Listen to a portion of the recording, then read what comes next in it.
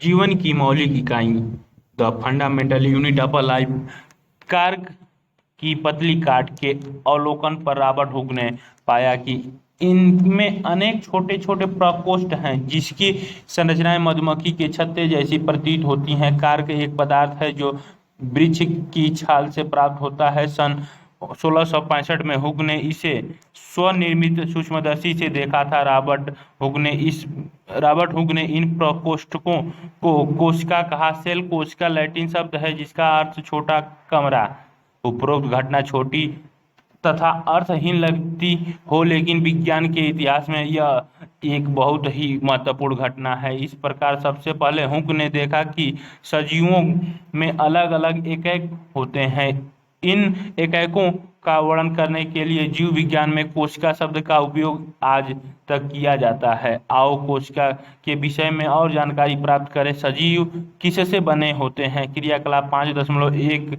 प्याज का एक छोटा टुकड़ा लो। चिमटी की सहायता से हम प्याज की अवतल सतह की और भीतरी सतह से झिल्ली उतार सकते हैं। इस झिल्ली को तुरंत पानी वाले वॉच ग्लास में रख लेते हैं। इसमें झिल्ली मुड़ने अथवा सूखने से बच जाएगी।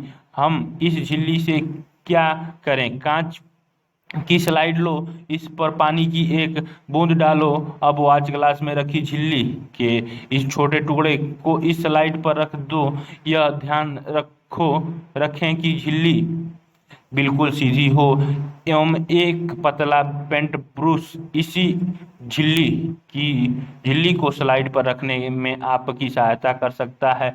अब इस पर एक बूंद सेफ्राइम की डालो और इसे कवर स्लिप से ढक दो। कवर स्लिप की सुई की सहायता से इस प्रकार रखें जिससे कि इसमें वायु के बुलबुले न आने पाए। अपने अध्यापक से सहायता लें। अब हमने प्याज की झिल्ली की अस्थायी स्लाइड बनाई है। अब हम इसे पहले कम शक्ति वाले तथा इसके बाद उच्च शक्ति वाले संयुक्त सूक्ष्मदर्शी से देखेंगे। नेत्रिका लेंस, प्रारंभिक समायोजन, देह नालिका, सूक्ष्म समायोजन, भुजा, अभिदृश्यक लेंस, क्लिप, सूक्ष्मदर्शी स्लाइड, मंच, घुंडी पेंच, संग्राही, द्रवण परावर्तक और आधार। संयुक्त सूक्ष्मदर्शी चित्र 5.1 में दिखाया गया। आपने क्या देखा? क्या आप जो संरचना सूक्ष्मदर्शी के द्वारा देखते हैं उसे कागज पर खींच सकते हैं? क्या यह चित्र 5.2 जैसी दिखाई देती है? केंद्रक कोशिकाएं, प्याज की झिल्ली कोशिका चित्र 5.2 में दिखाई गई है। अब हम विभिन्न आकार वाली प्याज की झिल्लियों से अस्थायी स्लाइड बनाएंगे।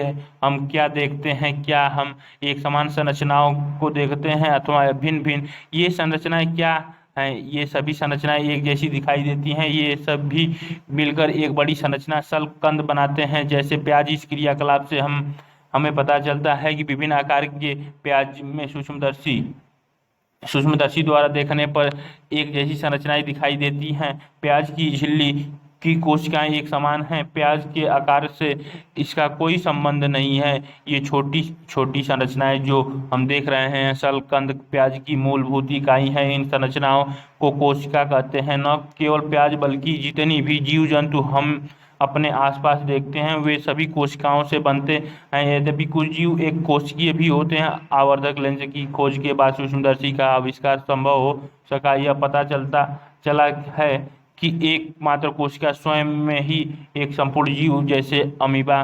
क्लैमिडोमोनास, पैरामीशियम तथा बैक्टीरिया हो सकती हैं। इस सजीवों को एक कोशिकीय जीव कहते हैं। इसके अतिरिक्त बहुकोशिकीय जीवों में अनेक कोशिकाएं समाहित होकर विभिन्न कार्यों को संपन्न करने हेतु विभिन्न अंगों का निर्माण करती हैं। इसके कुछ उदाहरण हैं फंजाई, कवक, पादप तथा जंतु।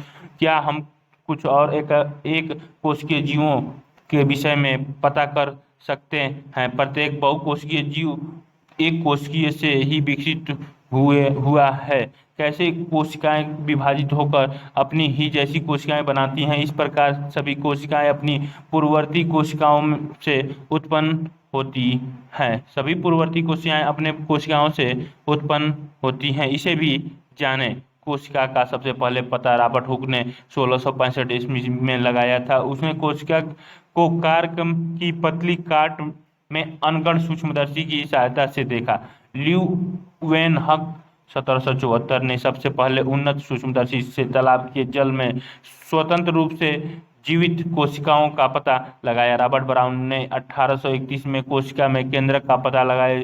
जेई पुरोकंज ने 1839 में कोशिका में स्थित तरल जैविक पदार्थ को जीव द्रव्य का नाम दिया। दो जीव वैज्ञानिक एम स्लीडन 1838 तथा टी स्वान 1839 ने कोशिका सिद्धांत के विषय में बताया। इस सिद्धांत के अनुसार सभी पौधे तथा जंतु कोशिकाओं से बने हैं और वे जीवन के मूलभूत इकाई हैं।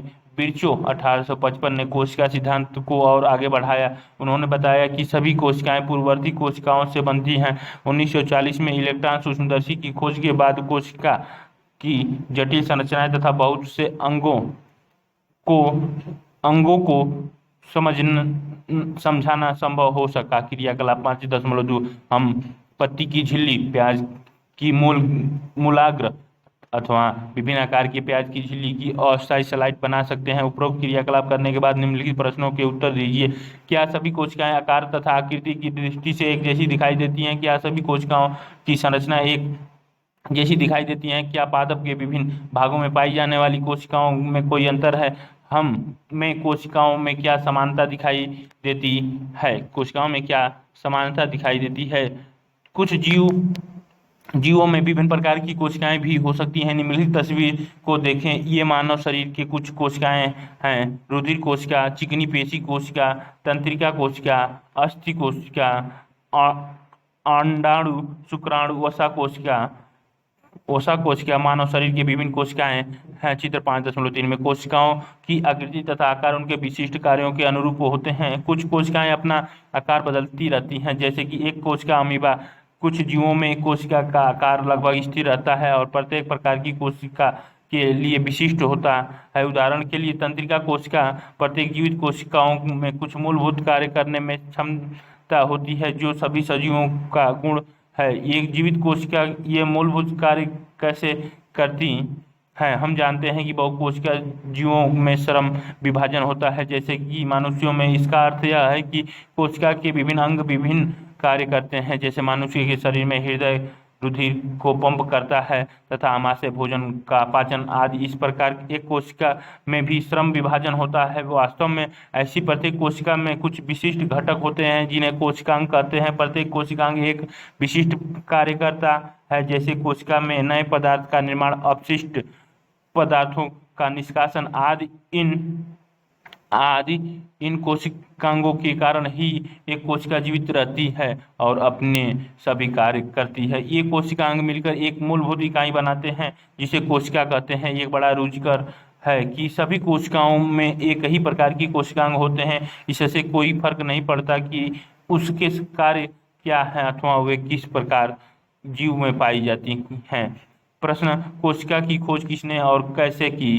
कोशिका को जीवन की संरचना व क्रियात्मक इकाई क्यों कहते हैं? कोशिका किस से बनी होती है? कोशिका का संरचना संगठन क्या है? हमने देखा कि कोशिका में विशिष्ट घटक होते हैं जिन्हें कोशिकांग कहते हैं। कोशिका कैसे संगठित होती है? यदि हम कोशिका का अध्ययन सूक्ष्मदर्शी से करें तो हमें लगभग प्रत्येक कोशिकाओं में 3 गुना दिखाई देंगे: प्लाज्मा, झिल्ली, केंद्रक और कोशिका द्रव्य। कोशिका के अंदर होने वाले समस्त क्रियाकलाप तथा उसकी बाह्य प्रावरण से पारस्परिक क्रियाएं इन्हीं गुणों के कारण संभव है। आओ देखें कैसे। प्लाज्मा झिल्ली अथवा कोशिका झिल्ली यह कोशिका की सबसे बड़ी परत है जो कोशिका के घटकों को बाहरी पर्यावरण से अलग करती है। प्लाज्मा झिल्ली कुछ पदार्थों को अंदर अथवा बाहर आने जाने देती है। यह अन्य पदार्थों की गति को भी रोकती है। कोशिका झिल्ली को इसीलिए वर्णनात्मक पारगम्य झिल्ली कहते हैं। कोशिका में पदार्थों की गति कैसे होती है? पदार्थ कोशिका से बाहर कैसे आते हैं? कुछ पदार्थ जैसे कार्बन डाइऑक्साइड अथवा ऑक्सीजन कोशिका झिल्ली के आर पार विसरण प्रक्रिया द्वारा आ जा सकते हैं। पिछले हम पिछले अध्यायों में विसरण की प्रक्रिया के विषय में पढ़ चुके हैं। हमने देखा कि पदार्थ की गति उच्च सांद्रता से निम्न सांद्रता की ओर होती है। कुछ कुछ इसी प्रकार की प्रक्रिया कोशिका में होती है। उदाहरण के लिए जब कुछ पदार्थ जैसे CO2 जो एक जिसका निष्कासन आवश्यक है कोशिका में एकत्र हो जाती है तो उसकी सांद्रता बढ़ जाती है। कोशिका के बाह्य पर्यावरण में CO2 की सांद्रता कोशिका में स्थित CO2 की सांद्रता की अपेक्षा कम होती है। जैसे ही कोशिका के अंदर और बाहर CO2 की सांद्रता में अंतर आता है उसी समय उच्च सांद्रता से निम्न सांद्रता की ओर विसरण द्वारा कोशिका से CO2 बाहर निकल जाती है। इसी प्रकार जब कोशिका में ऑक्सीजन की सांद्रता कम हो जाती है तो O2 बाहर से कोशिका में विसरण द्वारा अंदर चली जाती है। अतः कोशिका तथा बाह्य पर्यावरण में गैसों के आदान प्रदान में विसरण एक महत्वपूर्ण भूमिका निभाती है। जल भी विसरण के नियमों के अनुकूल व्यवहार करता है। जल के अणुओं की गति जब ऋणात्मक पारगम्य झिल्ली द्वारा हो तो उसे परासरण कहते हैं। प्लाज्मा झिल्ली से जल की गति जल में घुले पदार्थों की मात्रा के कारण भी प्रभावित होती है। इस प्रकार परासरण में जल के अणु ऋणात्मक पारगम्य झिल्ली द्वारा उच्च जल की सांद्रता से निम्न जल की सांद्रता की ओर जाते हैं। यदि हम किसी जंतु कोशिका अथवा पादप कोशिका को शक्कर अथवा नमक के विलयन में रखें तो क्या होगा? निम्नलिखित 3 घटनाओं में से एक घटना हो सकती है। यदि कोशिका को तनु विलयन वाले माध्यम अर्थात जल में शक्कर अथवा नमक की मात्रा कम और जल की मात्रा ज्यादा है में रखा गया है तो जल प्राशन विधि द्वारा कोशिका के अंदर चला जाएगा। ऐसे विलयन को अल्प प्राशनदाबी विलयन कहते हैं।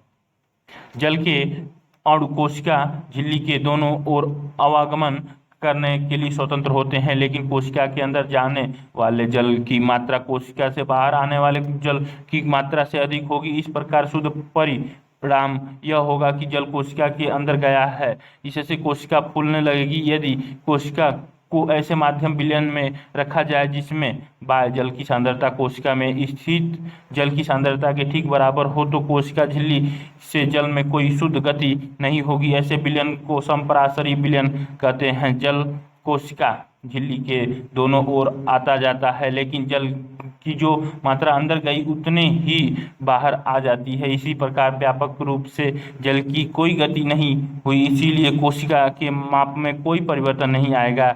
यदि कोशिका के बाहर वाला विलयन अंदर के घोल से अधिक सांद्र है तो जल प्रासरण द्वारा कोशिका से बाहर आ जाएगा। ऐसे विलयन को अति प्रासरणीय दाबी विलयन कहते हैं। पुनः जल कोशिका झिल्ली के दोनों ओर आ जा सकता है, लेकिन इस स्थिति में कोशिका से अधिक जल बाहर आएगा और कम जल अंदर जाएगा, इसलिए कोशिका सिकुड़ जाएगी। प्रासरण इस प्रकार विसरण की एक विशिष्ट विधि है जिसमें वर्णात्मक झिल्ली द्वारा गति होती है। आओ निम्नलिखित क्रियाकलाप करें। क्रियाकलाप 5.3 अंडे से प्रासरण। अंडे को तनु हाइड्रोक्लोरिक अम्ल में डालकर उसके कवच को हटाओ। इसकी कवच अधिकांशतः कैल्शियम कार्बोनेट का बना होता है। एक पतली बाह्य त्वचा झिल्ली अब अंडे को घेरे रखती है।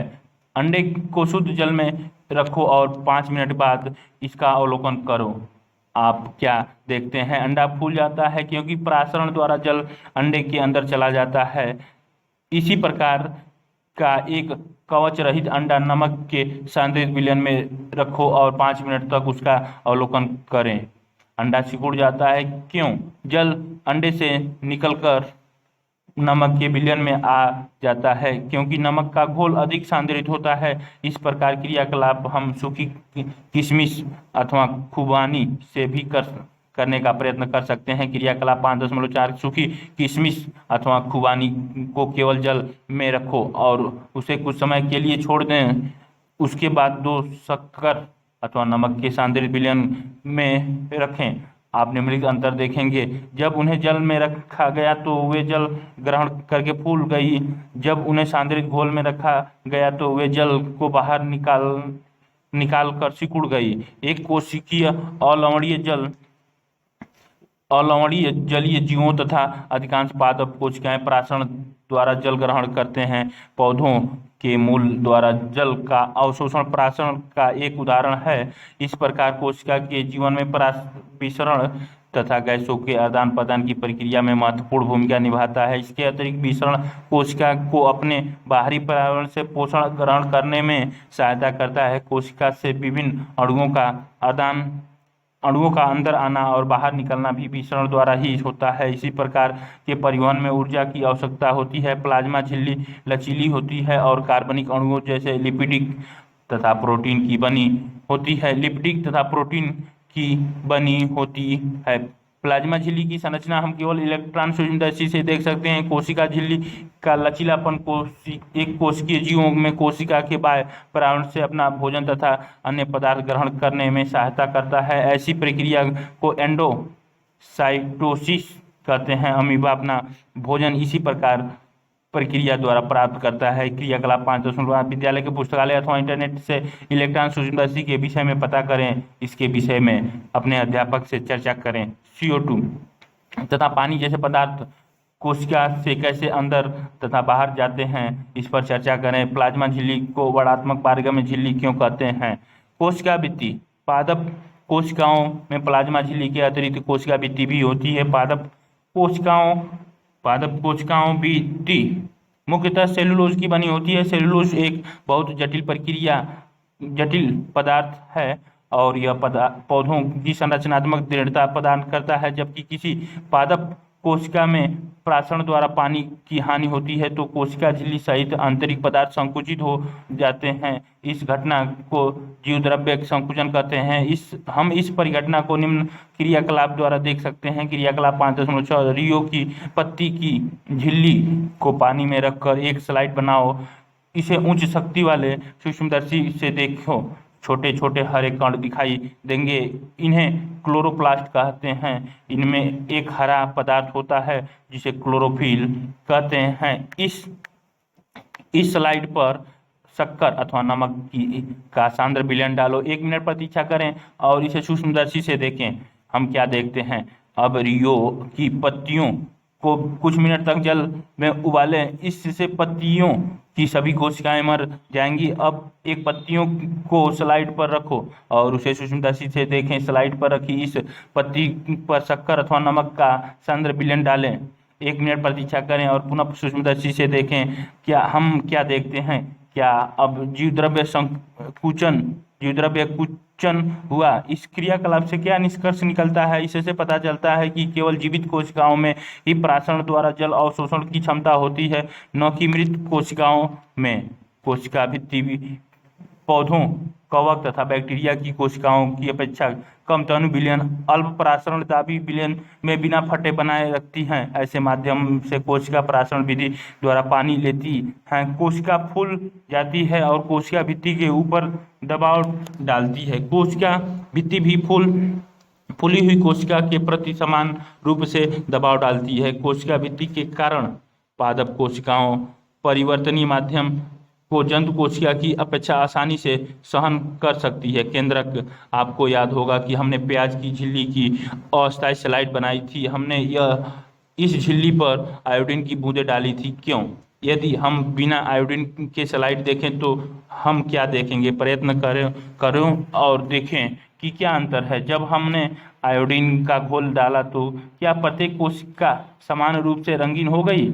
कोशिका के विभिन्न भाग रासायनिक संगठन के आधार पर विभिन्न रंगों से रंगे जाते हैं। कुछ क्षेत्र अधिक गहरे रंग के प्रतीत होते हैं तथा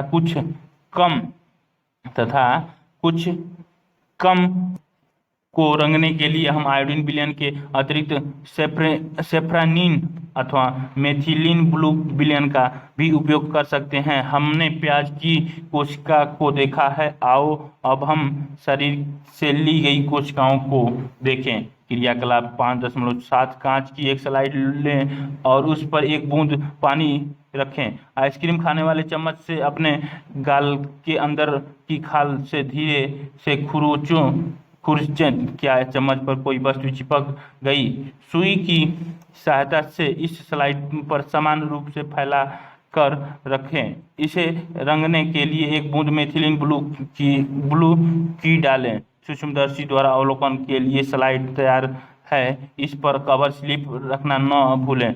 हम क्या देखते हैं? कोशिकाओं की आकृति कैसी है? इस आकृति को एक पेपर कागज पर बनाएं।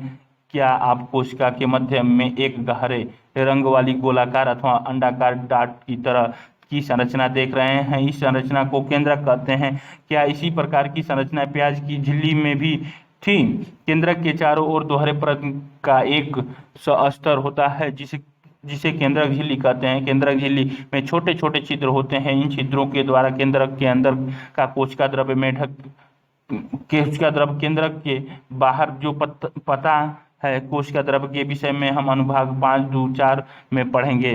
केंद्र में क्रोमोसोम होते हैं जो कोशिका विभाजन के समय छटाकर दिखाई पड़ते हैं। क्रोमोसोम में आनुवंशिक गुणों की जो सूचना होती है वे माता पिता में से डीएनए डीऑक्सीराइबो न्यूक्लिक अम्ल अणु के रूप में अगली संतति में जाते हैं। क्रोमोसोम डीएनए तथा प्रोटीन के बने होते हैं। डीएनए अणु में कोशिका के निर्माण व संगठन की सभी आवश्यक सूचनाएं होती हैं। डीएनए की क्रियात्मक खंड को जीन कहते हैं जो कोशिका विभाजित नहीं हो रही होती, जिससे यह डीएनए क्रोमैटिन पदार्थ के रूप में विद्यमान रहता है। क्रोमैटिन पदार्थ धागों की तरह की रचनाओं के एक जात का पिंड होता है। जब कभी भी कोशिका विभाजित होने वाली होती है तब यह क्रोमोसोम से संगठित हो जाता है। कुछ जीवों में कोशिकीय जनन में केंद्रक महत्वपूर्ण भूमिका निभाता है। इस प्रक्रिया में हम अकेली कोशिका विभाजित होकर दो नई कोशिकाएं बनाती हैं। यह कोशिका के विकास व परिपक्वन को निर्धारित करता है तथा साथ ही सजीव कोशिका की रासायनिक क्रियाओं को भी निर्देशित करता है। बैक्टीरिया जैसे कुछ जीवों में कोशिका का केंद्रीय क्षेत्र बहुत कम स्पष्ट होता है क्योंकि इसमें केंद्रक झिल्ली नहीं होती। ऐसे अस्पष्ट केंद्रक क्षेत्र में केवल क्रोमैटिन पदार्थ होता है। ऐसे क्षेत्र को केंद्रक कहते हैं। ऐसे जीव जिसकी कोशिकाओं में केंद्रक झिल्ली नहीं होती उन्हें प्रोकैरियोटिक आदि अथवा पूर्व कैरियोटिक कैरियोन मीन्स केंद्रक। जिन जीवों की कोशिकाओं में केंद्रक झिल्ली होती है उन्हें यूकैरियोटिक कहते हैं। प्रोकैरियोटिक कोशिकाएं चित्र 5.4 में और भी अन्य अधिकांश द्रव्य अंगक नहीं होती जो कि यूकैरियोटिक कोशिकाओं में होते हैं। ऐसे अंगों के अनेकों कार्य भी कोशिका द्रव्य के असंगठित भाग द्वारा ही किए जाते हैं। अनुभाग 5.2.4 पढ़ें। प्रकाश संश्लेषी बैक्टीरिया में क्लोरोफिल झिल्लीदार पुटिका थैले की तरह संरचना के साथ होती है, जबकि यूकैरियोटिक कोशिकाओं में क्लोरोफिल प्लोएस्टिडड में होता है। अनुभाग 2.5 देखें। राइबोसोम कोशिका प्लाज्मा झिल्ली कोशिका भित्ति दिखाई गई। प्रोकैरियोटिक चित्र 5.4 में प्रोकैरियोटिक कोशिका दिखाई। कोशिका द्रव्य जब हमने प्याज की झिल्ली तथा मनुष्य के गाल की कोशिकाओं की स्लाइड को देखा तब हमें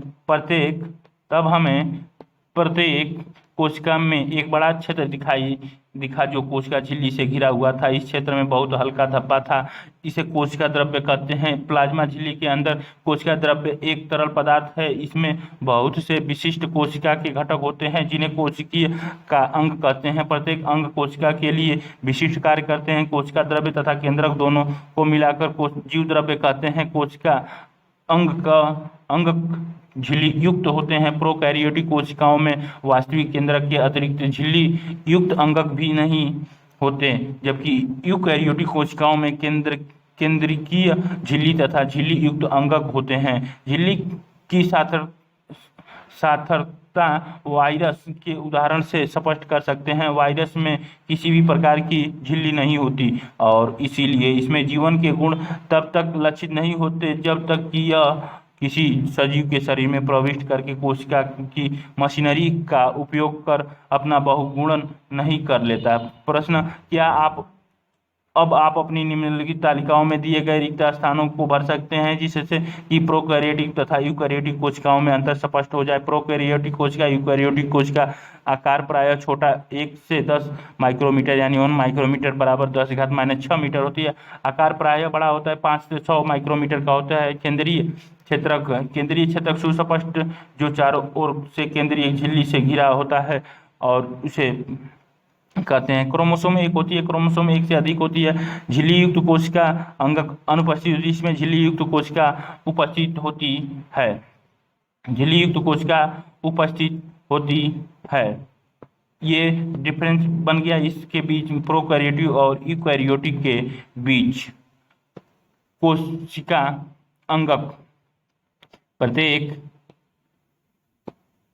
कोशिका अंगक प्रत्येक कोशिका के चारों ओर अपनी झिल्ली होती है, जिससे कि उसमें स्थित पदार्थ बाह्य पर्यावरण से अलग रहे। बड़ी तथा जटिल कोशिकाओं, जिसमें बहुकोशिकीय जीवों की कोशिकाएं भी शामिल हैं, को भी उपाचयी क्रियाओं की बहुत आवश्यकता होती है, जिससे कि वे जटिल संरचना तथा कार्य को सहारा दे सकें। इन विभिन्न प्रकार की उपाचयी क्रियाओं को अलग अलग रखने के लिए ये कोशिकाएं झिल्ली युक्त छोटी छोटी संरचनाओं अंगकों का उपयोग करती हैं। यह यूकैरियोटिक कोशिकाओं का एक ऐसा गुण है जो उन्हें प्रोकैरियोटिक कोशिकाओं से अलग करता है। इनमें से कुछ अंगक संरचनाएं केवल इलेक्ट्रॉन सूक्ष्मदर्शी से ही देखा जा सकता है। हमने पिछले अनुभाग में केंद्रक के विषय में पढ़ा है। अंतर्द्रव्यीय जालिका, गाल्जी उपकरण, लाइसोसोम, माइटोकॉन्ड्रिया तथा प्लास्टिड कोशिका अंगकों के महत्वपूर्ण उदाहरण हैं, जिन पर हम विचार करेंगे। ये इसीलिए महत्वपूर्ण है क्योंकि ये कोशिकाओं के बहुत निर्णायक कार्य करते हैं। अंतर्द्रव्यीय जालिका ER अंतर्द्रव्यीय जालिका झिल्ली युक्त नालिकाओं तथा सीट का एक बहुत बड़ा तंत्र है। ये लंबी नालिकाओं अथवा गोल या आयताकार थैलों पोटिकाओं की तरह दिखाई देती हैं। अंतर्द्रव्यीय जालिका की संरचना भी प्लाज्मा झिल्ली के समरूप होती है। अंतर्द्रव्यीय जालिका दो प्रकार की होती हैं, खुरदरी अंतर्द्रव्यीय जालिका RER तथा चिकनी अंतर्द्रव्यीय जालिका SCR। RER सूक्ष्मदर्शी से देखने पर खुरदरी दिखाई पड़ती है क्योंकि इस पर राइबोसोम लगे होते हैं। राइबोसोम पर प्रोटीन संश्लेषित होते हैं। RER तैयार प्रोटीन को आवश्यकता अनुसार ER के द्वारा कोशिका के अन्य भागों में भेज देता है। SER वसा तथा लिपिडिक अणुओं के बनाने में सहायता करती है। यह कोशिकाओं की क्रिया के लिए बहुत महत्वपूर्ण है। कुछ प्रोटीन तथा कुछ वसा कोशिका झिल्ली को बनाने में सहायता करते हैं। इस प्रक्रिया को झिल्ली जीवांत जनन कहते हैं। कुछ अन्य प्रोटीन तथा वसा एंजाइम एवं हार्मोन की भांति कार्य करते हैं। यद्यपि विभिन्न कोशिकाओं में ER भिन्न रूप में दिखाई देती हैं, परंतु सदैव एक जालीय तंत्र का निर्माण करती हैं। ये गाल्जी का उपकरण दिखाए गए हैं। प्लाज्मा झिल्ली, टारक केंद्रक, चिकनी अंतर्द्रव्यीय जालिका, केंद्रीय झिल्ली और लाइसोसोम, राइबोसोम, माइटोकॉन्ड्रिया, खुरदरी अंतर्द्रव्यीय जालिका, कोशिका द्रव्य और केंद्रक दिखाए गए। जंतु कोशिका है। इस प्रकार ER का एक कार्य कोशिका द्रव्य के विभिन्न क्षेत्रों के मध्य, कोशिका द्रव्य के विभिन्न क्षेत्रों तथा केंद्रकों के मध्य पदार्थ, मुख्यतः प्रोटीन के परिवहन के लिए नालिका के रूप में कार्य करना है। ER कोशिका की कुछ जैव रासायनिक क्रियाओं के लिए कोशिका द्रव्य ढांचे का कार्य भी करता है।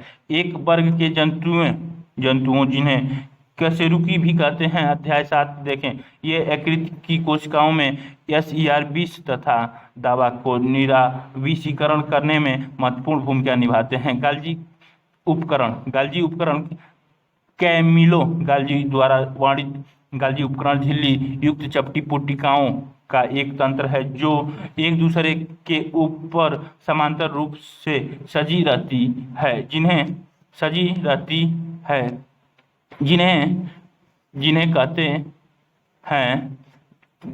कुंडिका कहते हैं। इन झिल्लियों का संपर्क ER झिल्लियों से होता है और इसीलिए जटिल कोशिकाएं झिल्ली तंत्र के दूसरे भाग को बनाती हैं। खुरदरी अंतर्द्रव्यीय जालिका, लाइसोसोम, चिकनी अंतर्द्रव्यीय जालिका, हरित लवक थाइलोक्वाइड प्रदर्शित करते हुए केंद्रक हो गया। गाल्जी उपकरण हो गया। केंद्रीय झिल्ली, प्लाज्मा झिल्ली, बाह्य कोशिका, कोशिका भित्ति, माइटोकॉन्ड्रिया, राइबोसोम, हरित लवक, क्लोरोप्लास्ट, कोशिका द्रव्य दिखाए गए हैं। पादप कोशिका दिखाएं। ER में संश्लेषित पदार्थ गाल्जी का उपकरण में पैक किए जाते हैं और उन्हें कोशिका के बाहर तथा अंदर विभिन्न क्षेत्रों में भेज कार्य में शामिल है। पुटिका में पदार्थ का संचय, रूपांतरण तथा बंद करना कुछ परिस्थितियों में गाल्जी का गाल्जी उपकरण में सामान्यतः शक्कर से जटिल संकर बनाती है। गाल्जी उपकरण के द्वारा लाइसोसोम को भी बनाया जाता है। लाइसोसोम संरचनात्मक दृष्टि से लाइसोसोम में झिल्ली से घिरी हुई संरचना होती है जिनमें पाचक एंजाइम होते हैं। आर इन एंजाइमों को बनाते हैं। लाइसोसोम कोशिका का अपशिष्ट निपटान वाले तंत्र हैं। ये बाहरी पदार्थ एवं कोशिका अंगकों के टूटे फूटे भागों को पाचित करके कोशिका को साफ करते हैं। कोशिका के अंदर आने वाले बाहरी पदार्थ जैसे बैक्टीरिया तथा भोजन तथा पुराने अंगक लाइसोसोम में चले जाते हैं जो उन्हें छोटे छोटे टुकड़ों में तोड़ देते हैं। लाइसोसोम में बहुत शक्तिशाली पाचनकारी एंजाइम होते हैं जो जटिल पदार्थों को सरल पदार्थ में तोड़ते हैं। कोशिकीय चयापचय मेटाबॉलिज्म में व्यवधान के कारण जब कोशिकीय क्षतिग्रस्त या मृत हो जाती है तो लाइसोसोम फट जाते हैं और एंजाइम अपनी ही कोशिकाओं को पाचित कर देते हैं। इसीलिए लाइसोसोम को कोशिका का आत्मघाती थैली भी कहा जाता है। कैमिल गाल्जी का जन्म 7 जुलाई 1843 को ब्रेसिका के समीप कोर्टनो में हुआ था। उन्होंने पाविया विश्वविद्यालय से मेडिसिन का अध्ययन किया। 1865 में स्नातक के बाद उन्होंने पाविया के सेंट मेटियो के अस्पताल में अध्ययन जारी रखा। उस समय उनकी सारी खोज तंत्रिका तंत्र से संबंधित थी। 1872 में उन्होंने एबियाट्रोग्रेसो के एक दीर्घकालीन रोग की अस्पताल में मुख्य चिकित्सक पदाधिकारी का पदभार ग्रहण किया। उन्होंने सबसे पहले अपने खोज इस अस्पताल के किचन में तंत्रिका तंत्र पर रखी। उन्होंने इस छोटी सी किचन का प्रयोगशाला बना लिया था। उनका सबसे महत्वपूर्ण कार्य यह था कि उन्होंने अकेली तंत्रिका तथा कोशिका संरचनाओं को अभिरंगित करने की क्रांतिकारी विधि प्रदान की। इस विधि को ब्लैक रिएक्शन के नाम से जाना गया। इस विधि में उन्होंने सिल्वर नाइट्रेट के तनु घोल का उपयोग किया था और विशेषतः यह कोशिकाओं को कोमल शाखाओं की प्रक्रियाओं का मार्ग पता लगाने में महत्वपूर्ण था। सारा जीवन वे इसी दिशा में कार्य करते रहे और इसी विधि में सुधार करते रहे। गाल्जी ने अपने शोध के लिए उच्चतम उपाधि तथा पुरस्कार प्राप्त किए। सन 1906 में उन्होंने सैंटियागो रेमिनो काजल के साथ संयुक्त रूप से तंत्रिका तंत्र की संरचना कार्य के लिए नोबेल पुरस्कार से सम्मानित किया गया। माइटोकॉन्ड्रिया कोशिका का बिजली घर है। माइटोकॉन्ड्रिया दोहरी झिल्ली की बनी होती है। बाहरी झिल्ली छिद्रित होती है, भीतरी झिल्ली बहुत अधिक वलित होती है। ये वलय एटीपी बनाने वाले रासायनिक क्रियाओं के क्षेत्र को बड़ा बनाती है। जीवन के लिए आवश्यक विभिन्न रासायनिक क्रियाओं को करने के लिए माइटोकॉन्ड्रिया एटीपी एडिनोसिन ट्राइफॉस्फेट के रूप में ऊर्जा प्रदान करते हैं। एटीपी कोशिका की ऊर्जा है। शरीर के नए रासायनिक यौगिक को बनाने के लिए यांत्रिक कार्य के लिए एटीपी में संचित ऊर्जा का उपयोग करता है। माइटोकॉन्ड्रिया बहुत अद्भुत अंगक है क्योंकि इसमें उसका अपना डीएनए तथा राइबोसोम होते हैं। अतः माइटोकॉन्ड्रिया अपना कुछ प्रोटीन स्वयं बनाते हैं। प्लास्टिड केवल पादप कोशिकाओं में स्थित होते हैं। प्लास्टिड दो प्रकार के होते हैं, क्रोमोप्लास्ट रंगीन प्लास्टिड तथा ल्यूकोप्लास्ट श्वेत एवं रंगीन प्लास्टिड। जिस क्रोमोप्लास्ट में क्लोरोफिल वर्णक होते हैं उसे क्लोरोप्लास्ट कहते हैं। पौधों में क्लोरोप्लास्ट प्रकाश संश्लेषित के लिए बहुत आवश्यक है। क्लोरोप्लास्ट में क्लोरोफिल के अतिरिक्त विभिन्न पीले अथवा नारंगी रंग के वर्णक भी होते हैं। ल्यूकोप्लास्ट प्राथमिक रूप से अंगक हैं जिसमें स्टार्च, तेल तथा प्रोटीन जैसे पदार्थ संचित होते हैं। क्लोरोप्लास्ट की भीतरी संरचनाएं बहुत सी झिल्ली वाली परतों होती हैं जो स्ट्रोमा में स्थित होती हैं। प्लास्टिड बाह्य रचना में माइटोकॉन्ड्रिया की तरह होते हैं। माइटोकॉन्ड्रिया की तरह प्लास्टिड को भी अपना डीएनए तथा राइबोसोम होते हैं। रसधानियां ठोस अथवा तरल पदार्थों की संग्राहक थैलियां हैं। जंतु कोशिकाओं में रसधानियां छोटी होती हैं जबकि पादप कोशिकाओं में रसधानियां बहुत बड़ी होती हैं। कुछ पौधों की कोशिकाओं की केंद्रीय रसधानी की माप कोशिका के आयतन का 50% से 90% तक होती है। 50% से 90% तक होती हैं। पादप कोशिकाओं की रसधानियों में कोशिका द्रव्य भरा रहता है और ये कोशिकाओं की स्फीति तथा कठोरता प्रदान करती हैं। पौधों के लिए आवश्यक बहुत से पदार्थ रसधानियों में स्थित होते हैं। ये अमीनो अम्ल, शर्करा, विभिन्न कार्बनिक अम्ल तथा कुछ प्रोटीन हैं। एक कोशिकीय जीवों जैसे अमीबा की खाद्य रसधानी में उनके द्वारा उपभोग में लाए गए खाद्य पदार्थ होते हैं। कुछ एकक कोशिका जीवों में विशिष्ट रसधानियां अतिरिक्त जल तथा कुछ अविशिष्ट पदार्थों को शरीर से बाहर निकालने में महत्वपूर्ण भूमिकाएं निभाती हैं।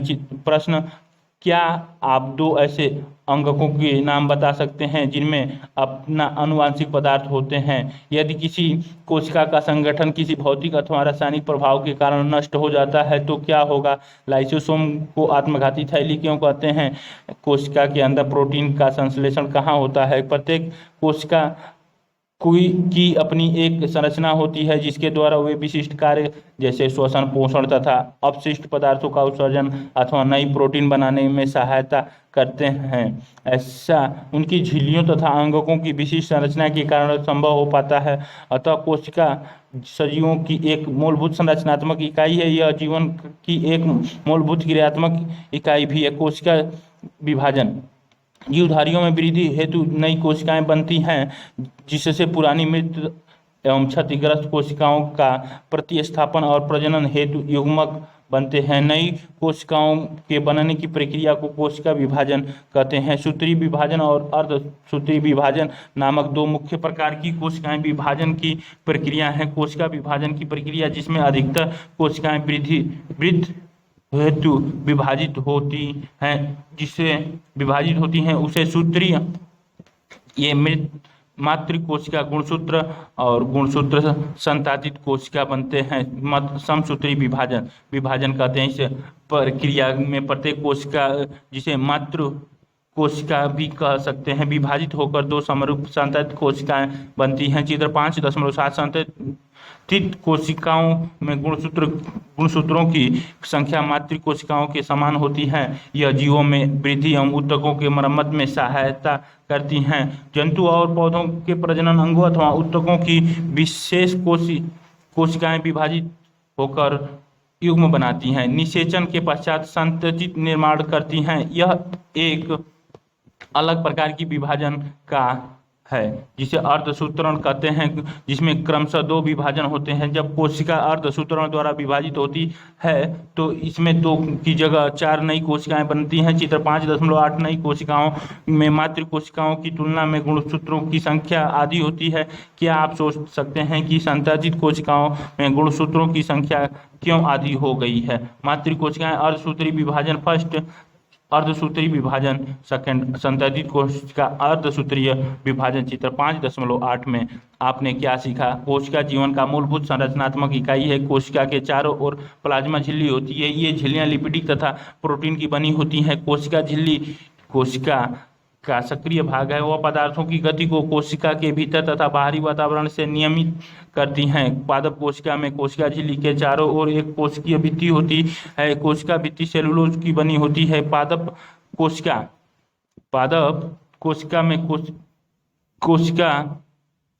की कोशिकाओं में स्थित कोशिकाएं भित्ति फंजाई तथा बैक्टीरिया की अल्पप्राशंसिक घोल माध्यम में बिना फटे जीवित रहने देती हैं। यूकैरियोटिक में केंद्रक दोहरी झिल्ली द्वारा कोशिका द्रव्य से अलग होता है। यह कोशिका की जीवन प्रक्रिया को निर्देशित करता है। यह अंतःकोशिकीय परिवहन तथा उत्पादन सतत के रूप में कार्य करता है। गाल्जी उपकरण झिल्ली युक्त पुटिकाओं का स्तंभ है। यह कोशिका में बने पदार्थों का संचयन, रूपांतरण तथा पैकेजिंग करता है। अधिकांश पादप कोशिकाओं में झिल्ली युक्त अंग जैसे प्लेस्टेटिक होते हैं। ये 2 प्रकार के होते हैं, क्रोमोप्लास्ट तथा ल्यूकोप्लास्ट। क्रोमोप्लास्ट जिसमें क्लोरोफिल होता है, इन्हें क्लोरोप्लास्ट कहते हैं। ये प्रकाश संश्लेषण करते हैं। ल्यूकोप्लास्ट का प्राथमिकता कार्य संचय करना है। अधिकांश परिपक्व पादप कोशिकाओं में एक बड़ी केंद्र की रसधानी होती है। ये कोशिकाओं की स्फीति को बनाए रखता है और यह अपशिष्ट पदार्थ जैसे पदार्थ सहित महत्वपूर्ण पदार्थों का संचय करती है। प्रोकैरियोटिक कोशिकाओं में कोई भी झिल्ली युक्त अंगक नहीं होते हैं। उनके क्रोमोसोम के स्थान पर न्यूक्लिक अम्ल होता है और उनमें केवल छोटे राइबोसोम अंगक के रूप में होते हैं। जीवधारियों में कायिका वृद्धि हेतु कोशिकाएं विभाजित होती हैं।